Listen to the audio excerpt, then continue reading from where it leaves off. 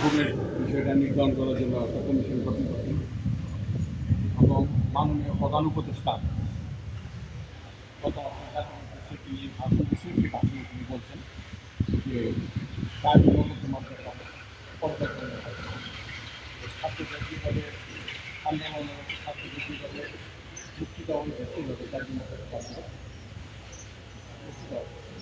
এবং এই মর্মে পরীক্ষা নিরীক্ষার জন্য প্রতি জেলায় কমিটি গঠন করা জেলা। আমার আজকের এই দিকটি রইল যে আমার এই বইটার মধ্যে দেখবেন যে আমার লেখায় বইটার মধ্যে যে বলবো যে নাকি হাঁটতে পারে না ভিক্ষা করে এবং তার হাত পা পঙ্গ সে ভিক্ষা করে নিয়ে ভিক্ষা নিয়ে এই গ্রুপের জন্য আমার বিষয়টা হইল যে সরকার হয়তো বা সরকার যেভাবে কমিটমেন্ট করছে গাড়ির মকদ্দমার জন্য করতে হবে, কিন্তু আমি বলতে চাই যে নিজেকে ক্ষমতায় উৎস রাখার জন্য জনগণকে বা বিরোধী দলকে এবং ভিন্ন মতের মতামত রাষ্ট্রীয় যন্ত্র ব্যবহার করে আইন আদালতকে ব্যবহার করে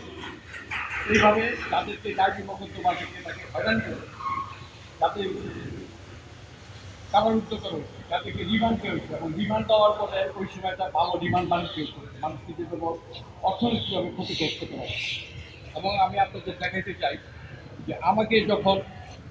আমার বিরুদ্ধে এখনও 10টা মামলা বিচারাধীন এবং আমাকে যেদিনকে গ্রেফতার করা হয় সেটা মধ্যে ওই ফতুল্লা থানা বলছে কামাল হোসেন আমার গলার মধ্যে ঠিক একটা রাজনৈতিক কর্মী কিন্তু গলার মধ্যে ঠিক দিয়া দিতে পারে এবং আমার মতো বহু রাজনৈতিক নেতা কর্মীদের এইভাবে রাস্তাঘাট শিখাইছে, বাড়ি বাড়ি মিলে হামলা করছে, জুলুম করছে, নির্যাতন করছে এবং অনেক লোক এই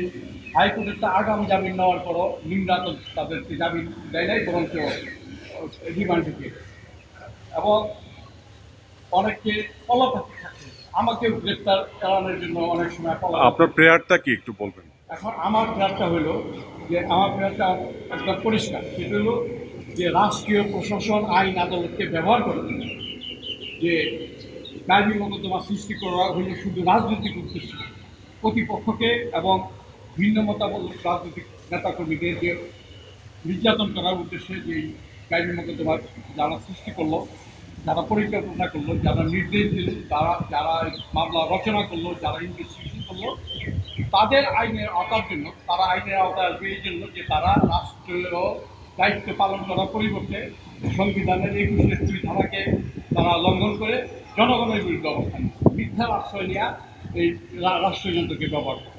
তাদেরকে চিহ্নিত করার জন্য একটা কমিশন গঠন করা হচ্ছে, বিচার বিভাগীয় কমিশন। এই বিচার বিভাগীয় কমিশনের দায়িত্ব হবে যে যারা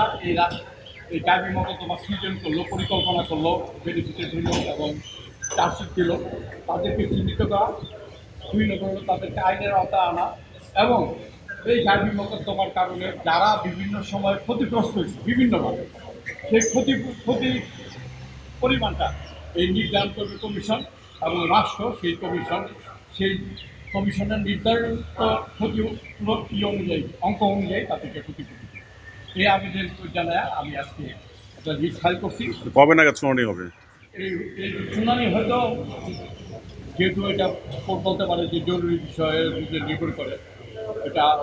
হয়তো ভ্যাকেশনের পরেও হইতে পারে। বিবাদী কাদে করছে এটা আমি পারমিশন দিচ্ছি হইল বিচারপতি এমডি কামরুল হোসেন মোল্লা এবং মিস্টার কাজী জিনাত হোসেন। বিবাদী কাদে করেছে? বিবাদী করছি হইল বাংলাদেশকে পক্ষের সচিব স্বরাষ্ট্র মন্ত্রণালয়, সচিব আইন বিচার ও সংসদ বিষয়ক মন্ত্রণালয়, পুলিশ মহাপরিদর্শক এবং ডাইরেক্টর জেনারেল অফ ট্রেন। এবং এই ব্যাপারে আমি আমার